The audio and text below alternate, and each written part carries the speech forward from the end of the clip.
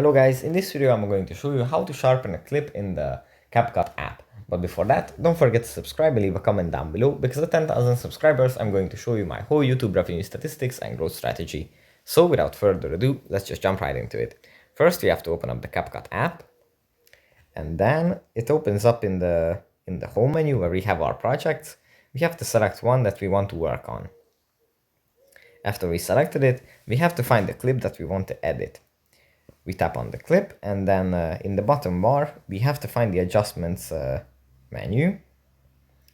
We tap on the adjustments, and then in the little scrollable bar we find Sharpen. This little triangle is the symbol of it, and if we move the little slider to the right, the clip is going to become sharper and sharper and sharper, like this. And if we just leave it at 0, it is going to remain the basic, the original sharpness of the clip. So that's pretty much it for this video. Hope it was helpful for you guys, and I'll see you in the next one. Bye.